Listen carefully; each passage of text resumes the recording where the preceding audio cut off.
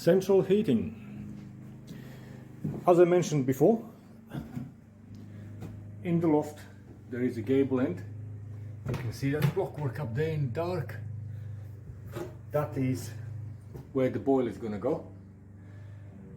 We have got cold water supply up towards the boiler and hot coming down towards the bathroom and the kitchen over there. Now I'm going to run heating pipes. So I'm going to run 2 pipes, flow and return, down the wall here that's going to be boxed in the bathroom. Then above the floor, behind the bath. Then we'll go down the floor, underneath. Then I'm going to bring 2 tails for the radiator in the bathroom. Because you could imagine me standing in a bath here now. The radiator goes there, toilet sits here, and a basin there, and door opens against the wall there. So underneath window there, there's going to be towel rail radiator.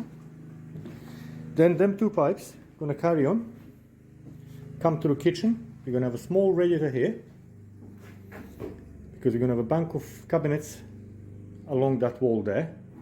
We've got about 2 foot space, so I can get maybe some taller double 2 foot radiator here. I'll have to put some fillet on the kitchen so the doors pass the radiator.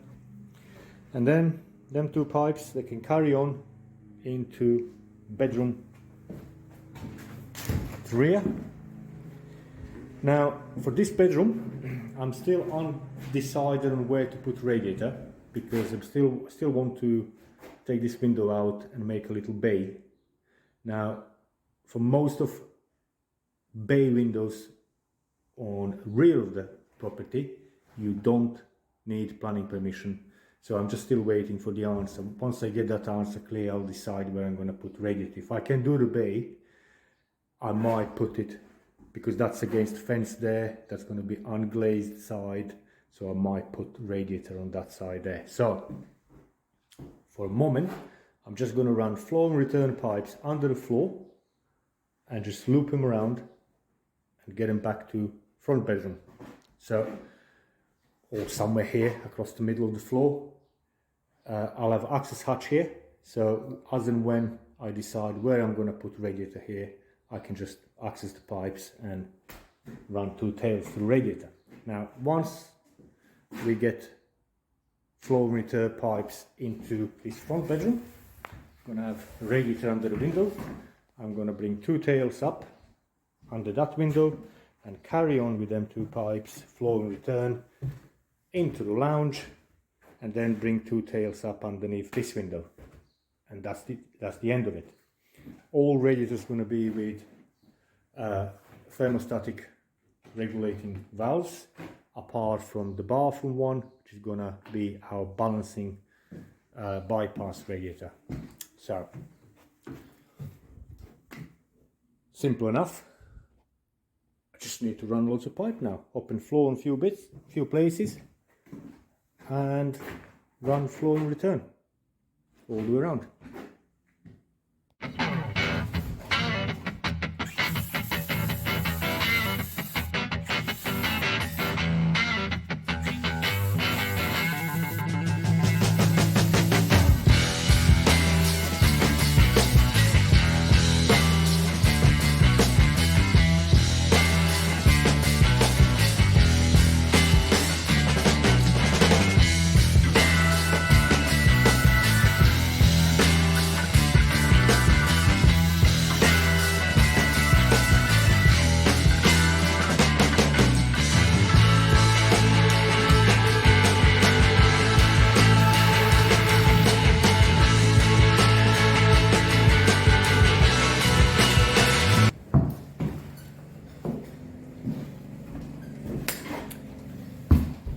The way I cut floorboards, I set the saw depth to just floorboard thickness, maybe slightly below. Then I look for fixings. As you can see, nail, nail, nail, nail, nail there, yeah? That's where the usually middle of the joist is. So I just cut on one side of the nails, a couple of millimeters in. Then I look for another joist. You see the fixings? And I'll just cut on that side of these nails. Then because it's done and grooved, then I cut one of the tongues, sometimes the other side as well, but usually one is enough, and then you can just pop up both floorboards, and that is enough for the access.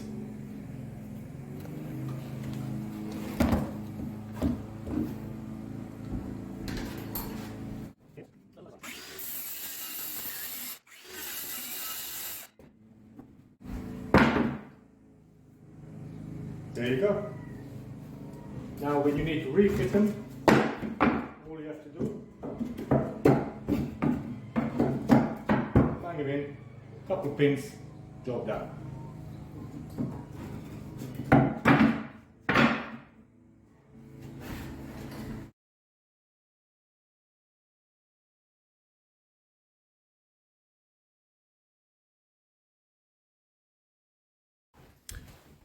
When you have an old rusted nails with very small heads like these here, just I'm going to try to bring it closer. See that? They can be tricky to pull out with a claw. So what you do, you're going to break the C's. You just whack it a little bit, drive it in a couple of millimeters, an 1/8 of inch perhaps, then hook it, and then it comes out, even being rusty. So whack, and it comes out.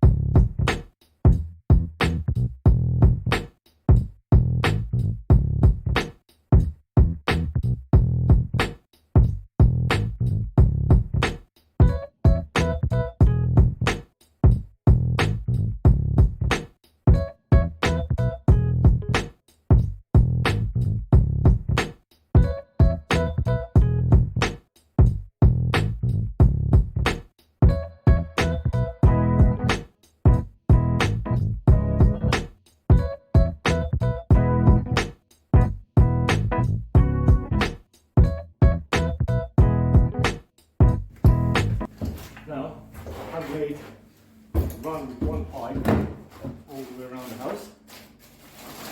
Now we're going to secure it or suspend it into a position. Just put some pipe clips on either side of the joist every now and again, just to keep it in place.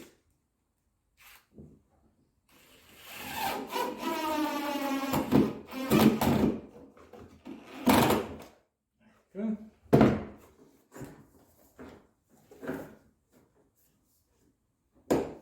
One of these runs, I use my electrical fishing rods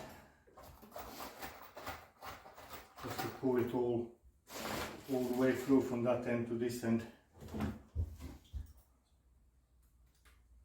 It's much easier than running copper pipe around, that's for sure.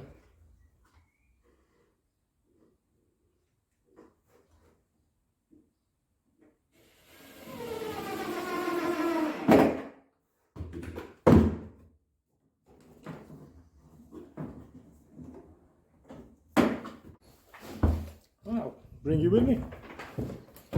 So, see white pipe.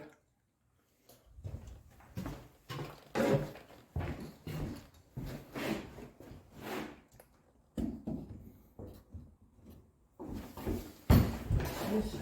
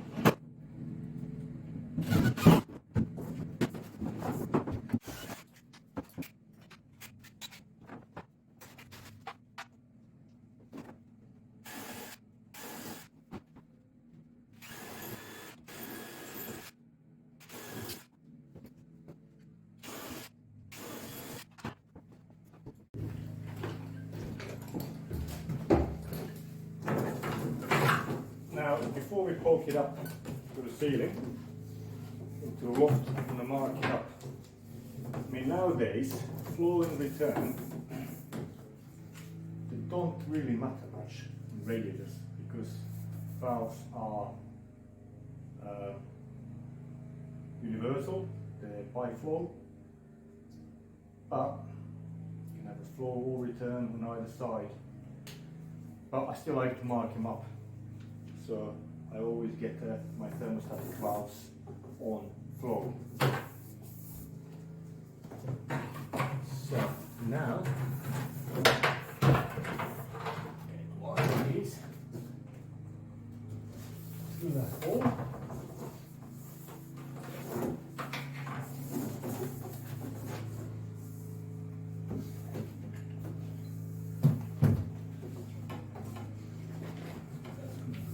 That floor.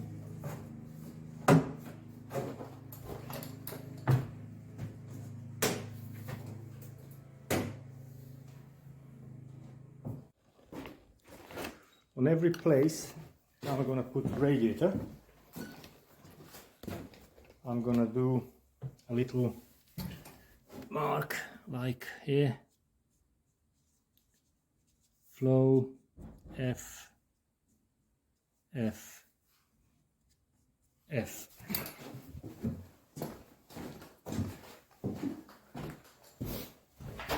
Same with rad here. I'm going to put F, F, F for flow.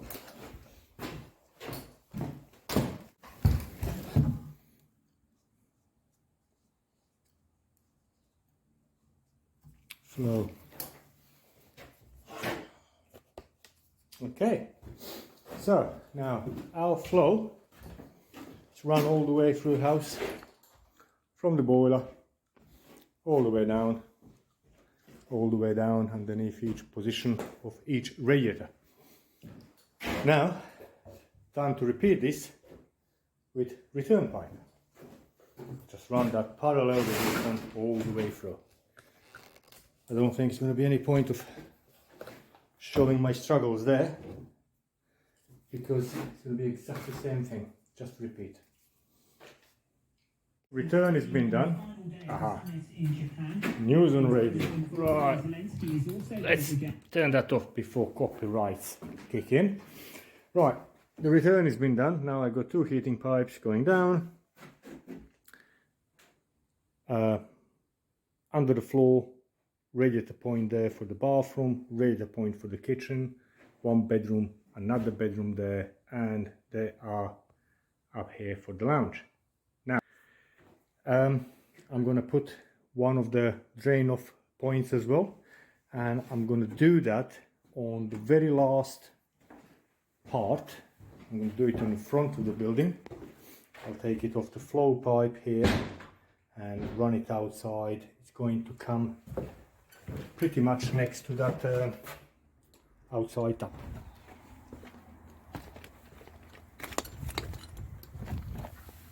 Here, somewhere.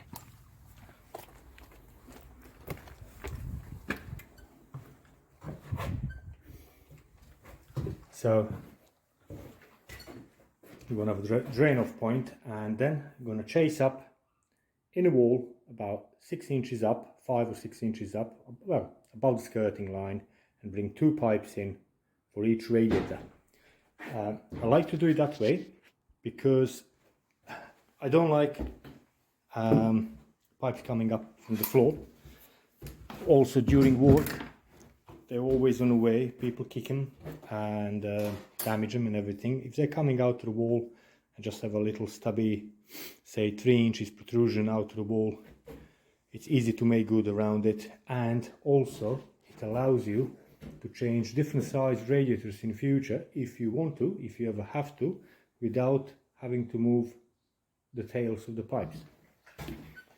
And then literally if you've got 2 pipes coming out from the wall there, whatever size radiator you got there, you just put one left, one right, and just bring them into the valves. By standing up, you don't even see the pipes. That's another beauty of it. So I'm going to bring 2 pipes there, 2 pipes here. That's why I removed sections of the skirting. As I said, we still don't know for this bedroom here. Still waiting for the answer for the bay window. And here, we're gonna have one for the kitchen, one for the bathroom. Again, up the wall and back out.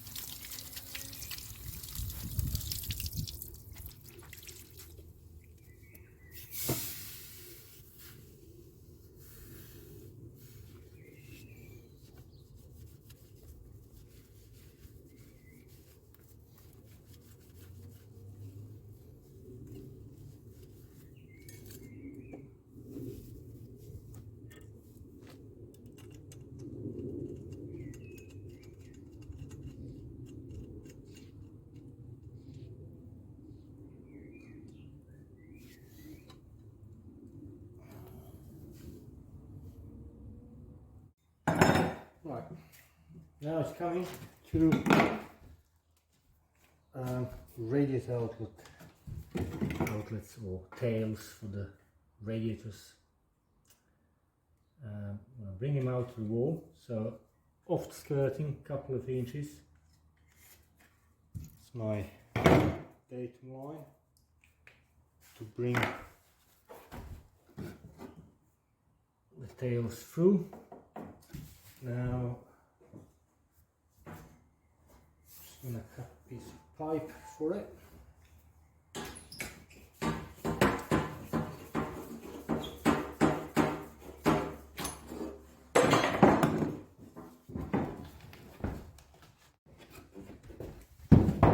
Something softer for my knees.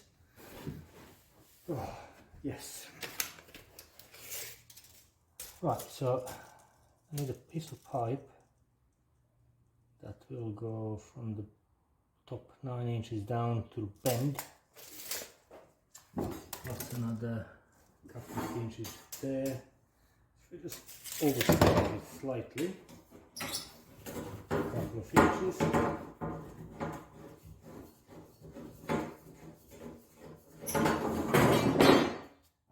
Then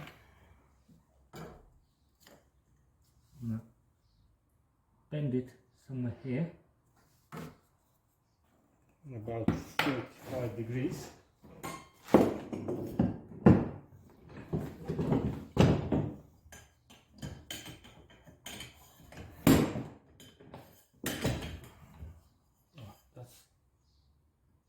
That's right.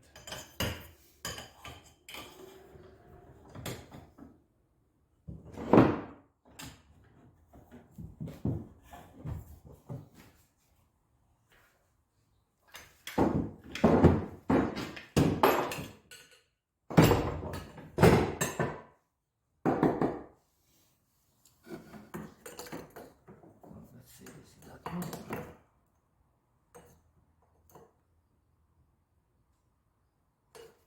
Could use this one. Yes, that's going to be better. Right, now we need a little tail. It will come out a couple of inches, so if I say 4 inches long.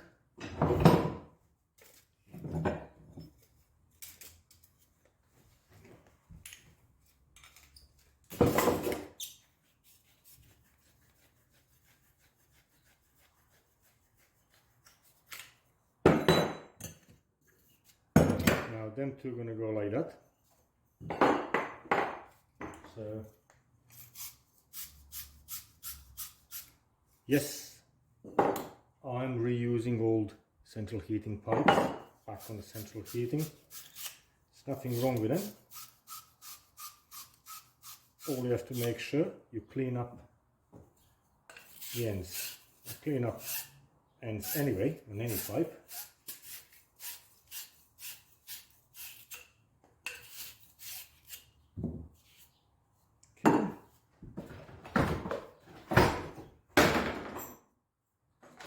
Then gonna need an elbow. I just score it as well. Just takes flux and solder much better. You got zero chance of failing. Just run flux all the way around inside of the fitting. Put a pipe in, couple turns, roll that flux in, and then, can that be seen? I need to lift it up a bit.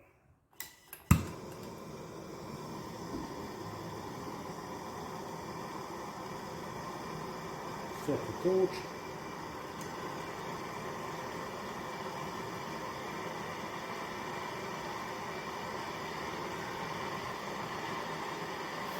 Now, I gently move fitting over the flame so it heats up gradually. Once it starts changing color slightly, I just try it, the temperature. Once it's hot enough, I take it off the flame.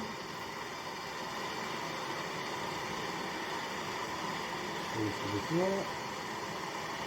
Just run solder over the joint,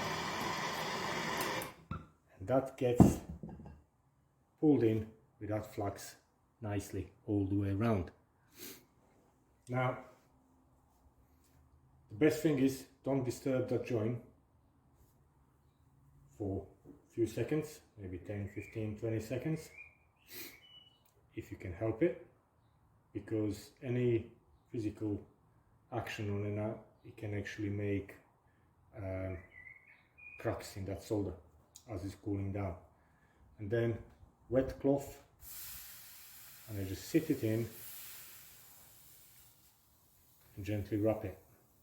That cools the rest of it. Really takes that temperature off and then with that damp cloth just wipe that joint completely so there is no flux left on it, because any flux that's left on the joint, on the pipe, it will carry on working and carry on eating that pipe. If you ever seen old pipes that all gone green around the joints, that is flux, and it keeps corroding that pipe until eventually actually goes through and makes a hole. So that's a very important thing. That's why I always wash out my joints. Now, because this pipe will sit in there, it will have contact with masonry. I always like to lugging pipes. The simplest, thinnest lugging you can get for 15mm pipe is 50mm tape, because when you run that tape, 50mm tape around, it actually joins to the other side.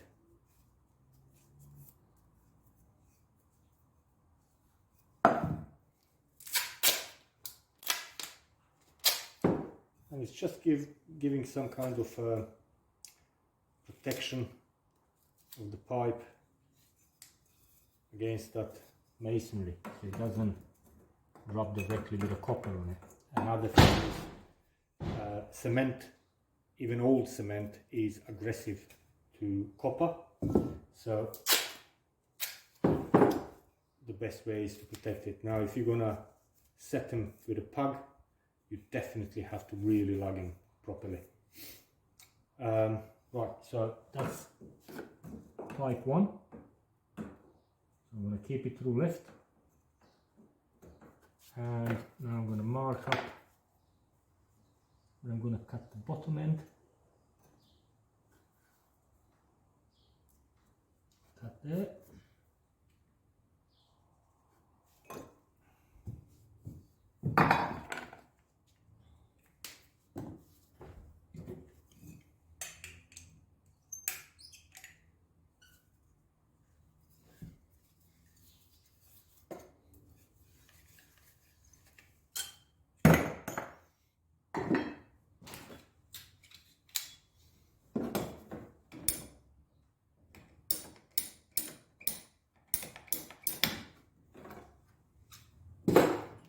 I'm going to mark up an inch in. They're my insertion markings. I need to be somewhere around there when I insert the pipe into the fitting. So, need inserts for plastic pipe. You don't need insert on the copper pipe because that one will not collapse.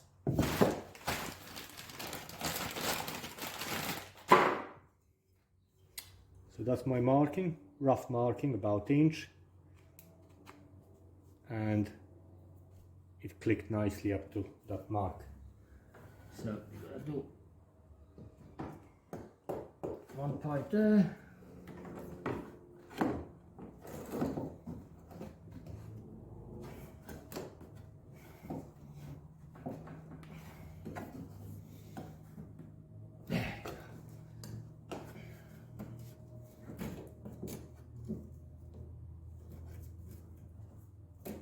So now, just need to secure this pipe in the wall on that place.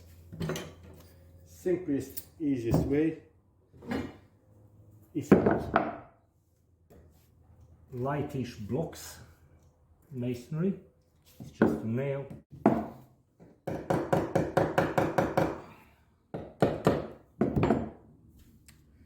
Right, so that is going to look like something like that. So you got 2 nails crossing over the pipe. They're not pinching pipe really, that's, the pipe is still loose around it, but it's just hold that pipe roughly in that position. Now I'm going to set second tail or return tail. So again, I'm going to start with just measuring to that point there. That was about 8 inches there, and then a pipe about at least 16 inches. So I'll cut my piece to about 18-19 inches. It's always easier to trim it a little bit in the end rather than extend and make a new piece.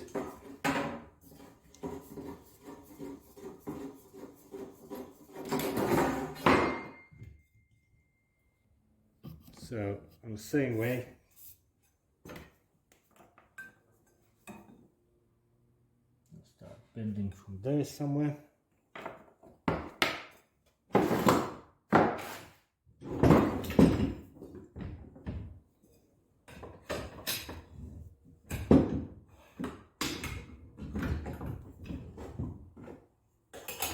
I'm going to bend this almost 90 degrees, so bigger angle than in that first pipe. Not quite 90, but almost. You can see that. Because I want to go over that fitting further down to this pipe. Like that. So now need another little tail to come out. That's again going to be 4 inches approximately.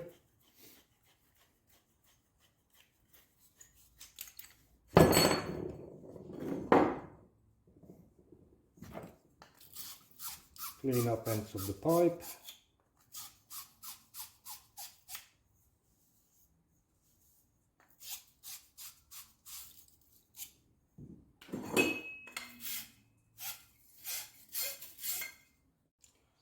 Once it's soldered, just leave it for 10-15 seconds to naturally break that cooling edge, and then apply wet cloth, complete cooling, and wipe any excess of flux.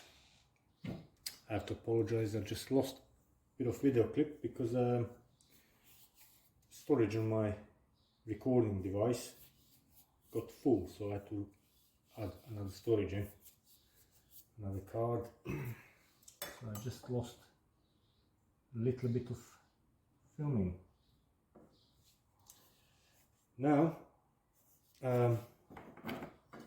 just going to mark up where I'm going to cut the pipe. So cut that one there, cut that one there.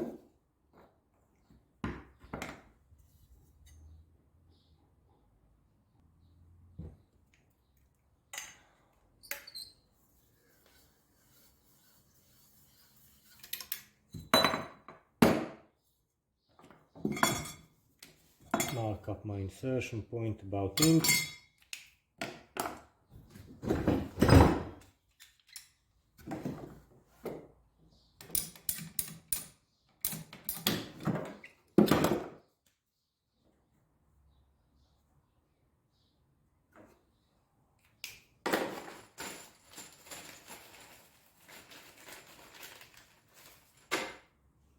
Again, inserts.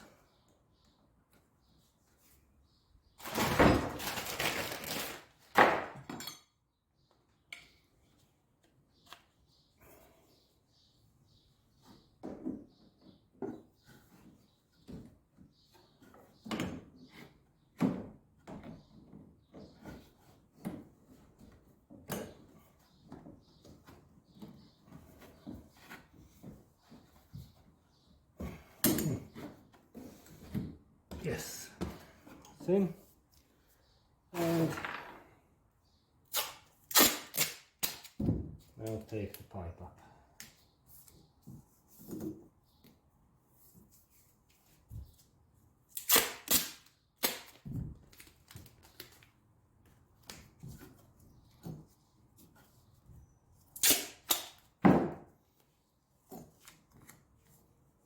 As I said before, this tape is really versatile.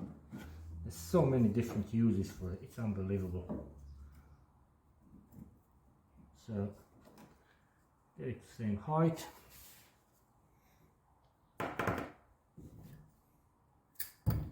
Four-inch nail. Just do the same thing.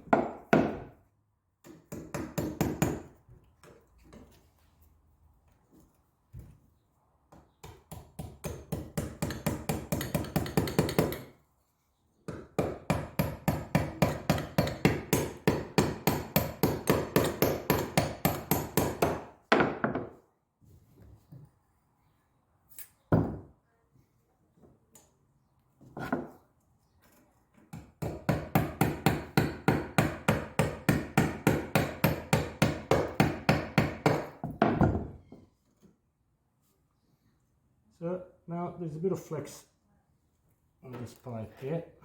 Just going to redo the bottom nail.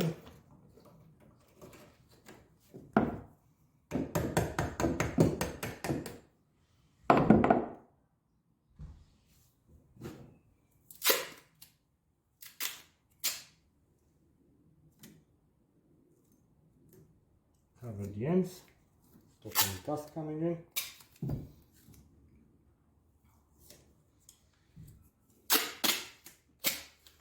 Now just to bring this pipe in a bit.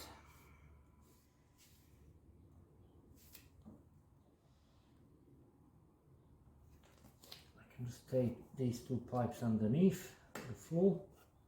That's it. They look level.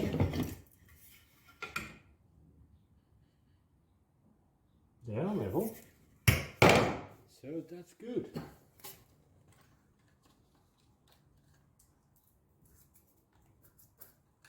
Now just a bit of foam.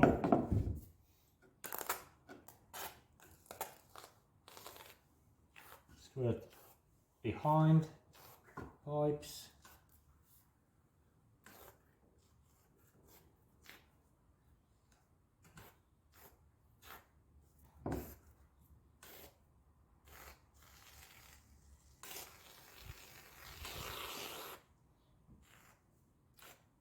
Now,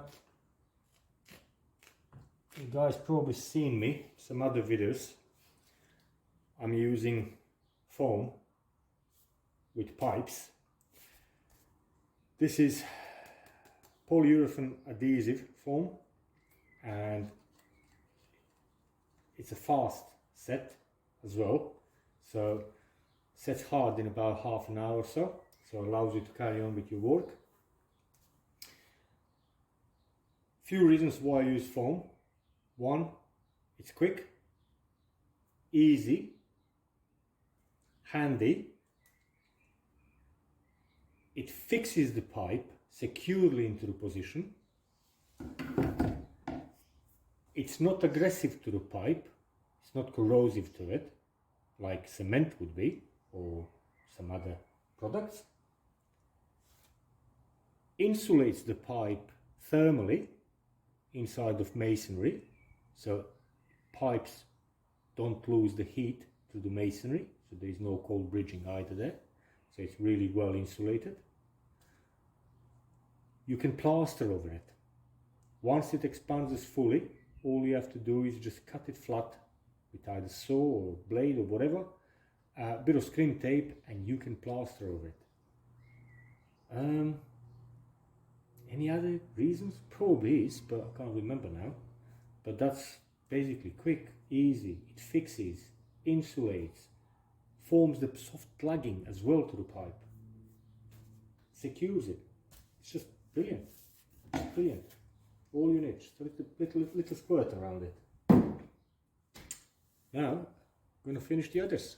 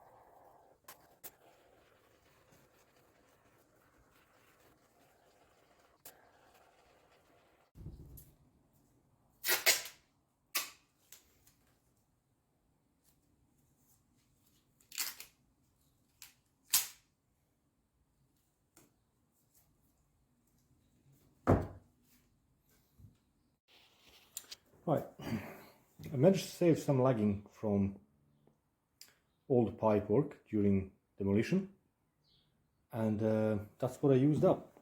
Just used all these little bits and pieces of lagging instead of going into the skip or into the tip, landfill. It's all going back on the pipes. So all that is lagged.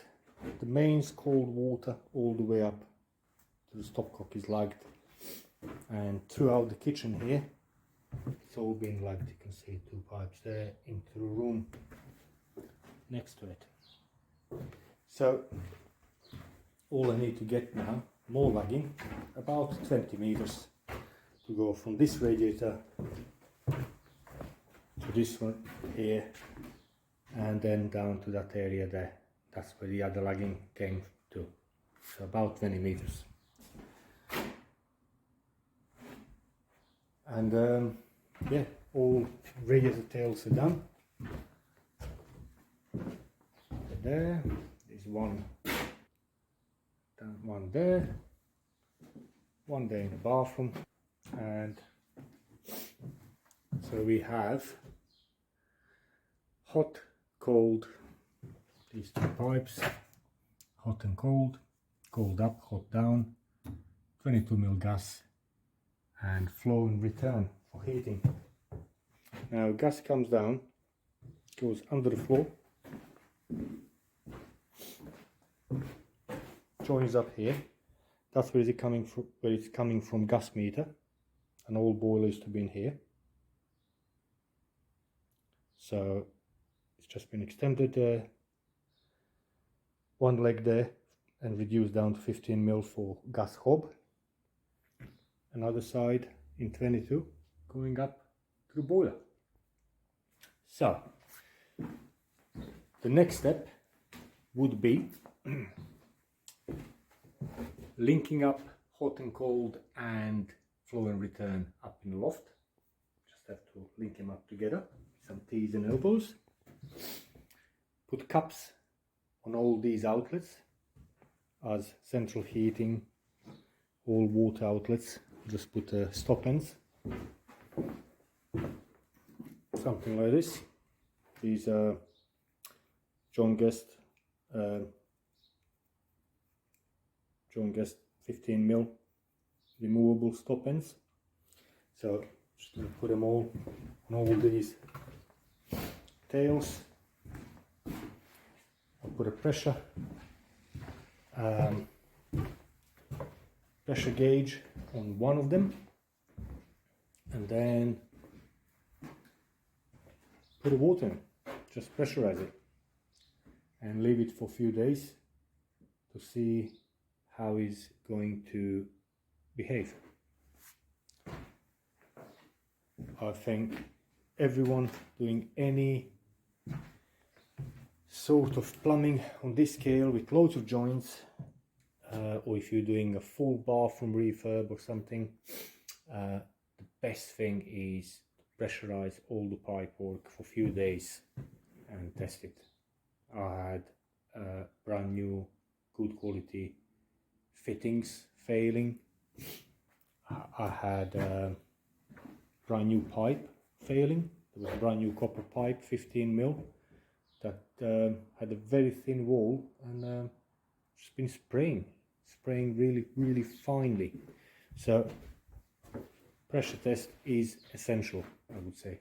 It's not optional, it's essential.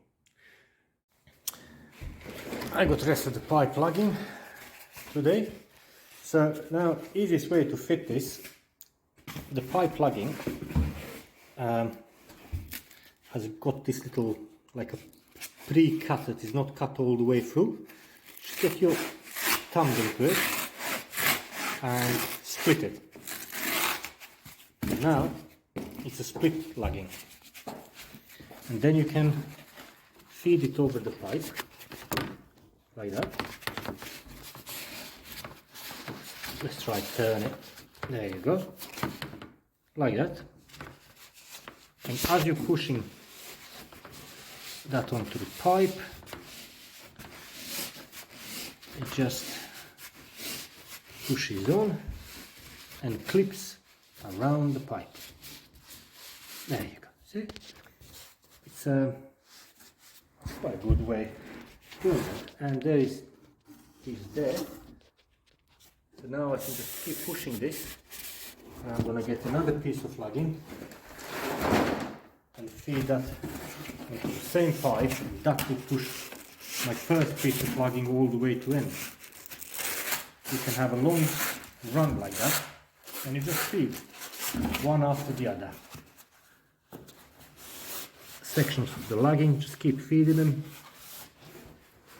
And there you go. I just come to the end, can't push no more. So that side there is actually my new lugging is meeting the lugging that I put on the other day.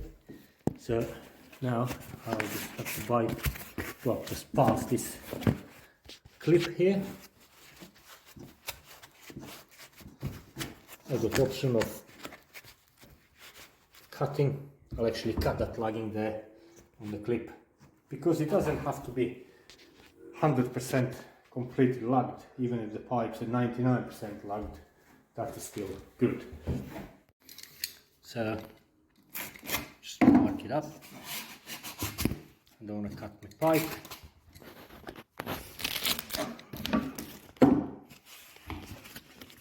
Just reclip it back on the pipe. There you go. Now this offcut, you can just use that for another pipe.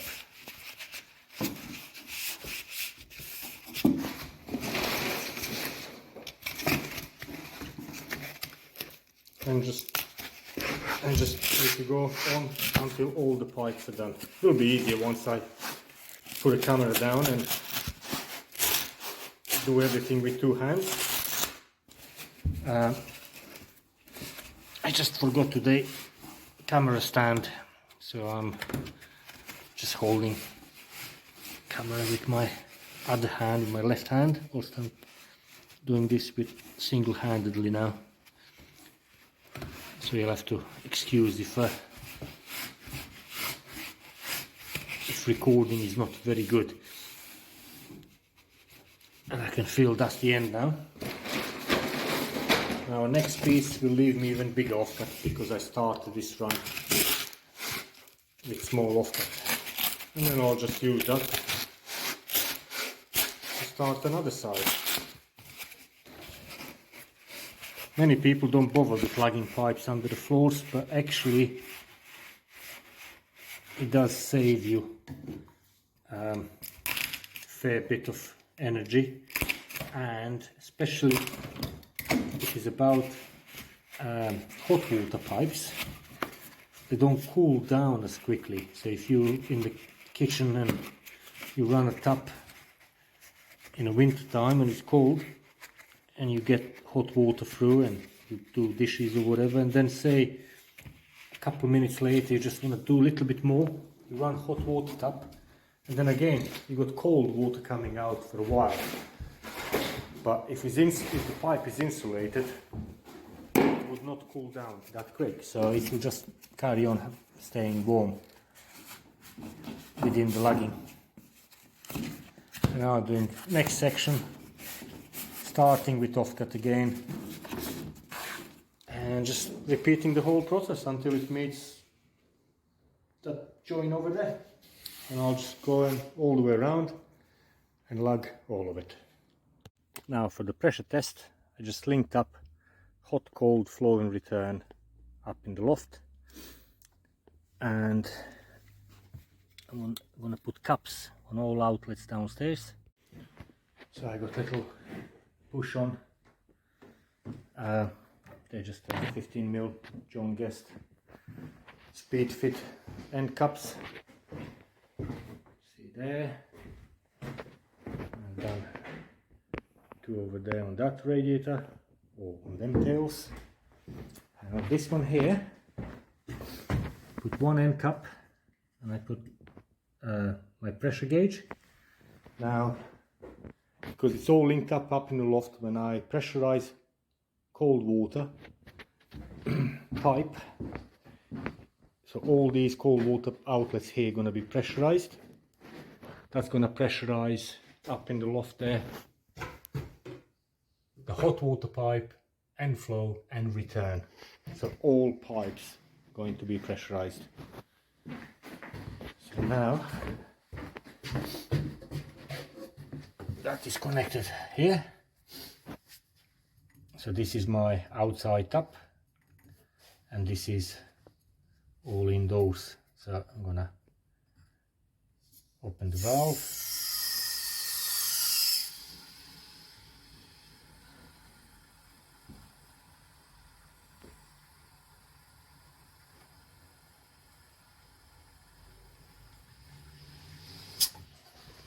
All right, there's something.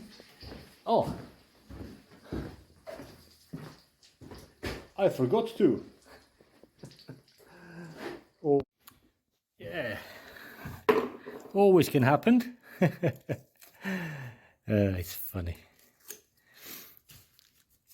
I've been working flat out today, a bit tired. So, right, let's have a second go.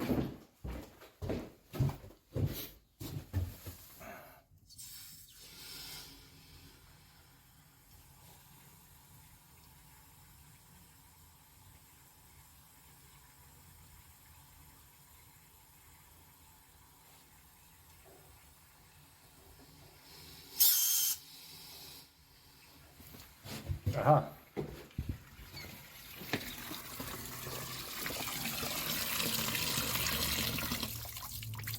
That might be the issue.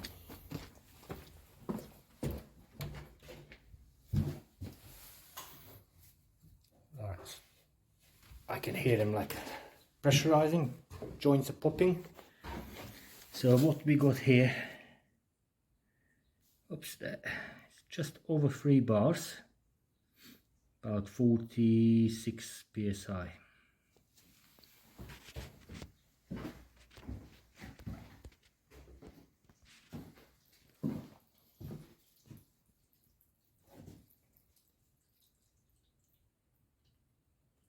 can hear some air going through the pipes. It's all settling.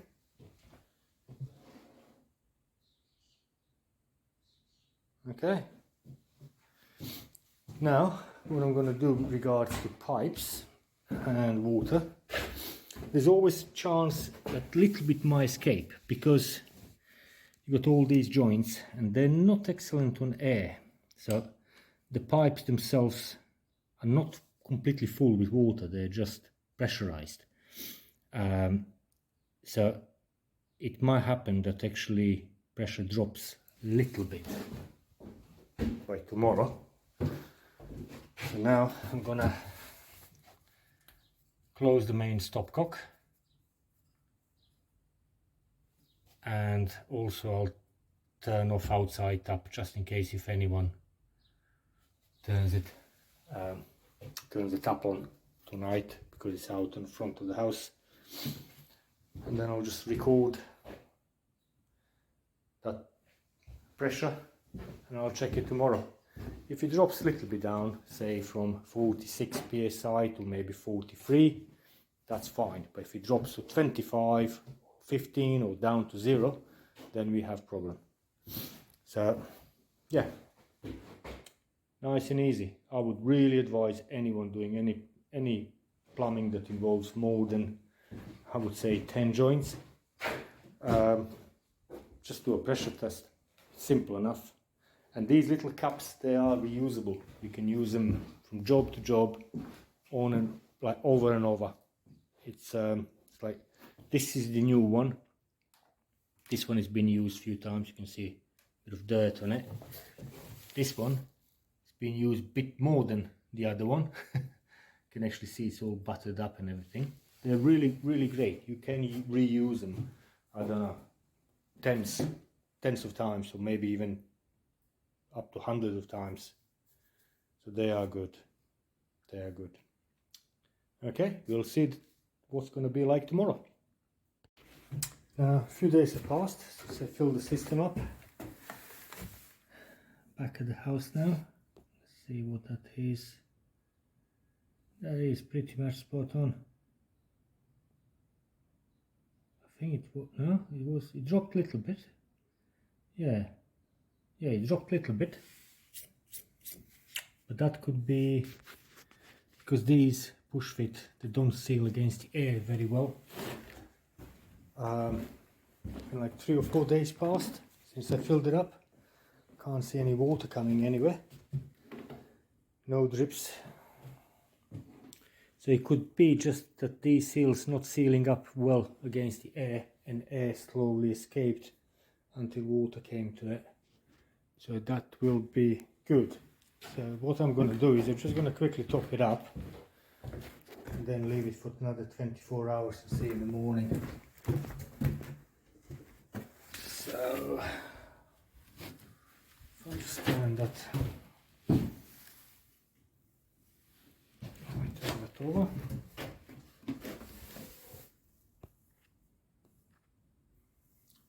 Let's open up the valve.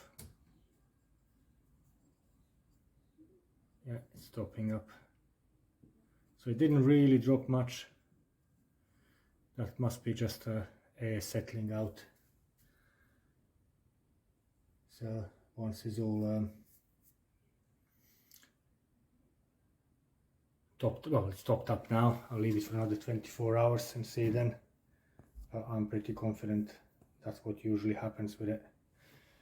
Some air escapes through these little seals and then it all settles fine.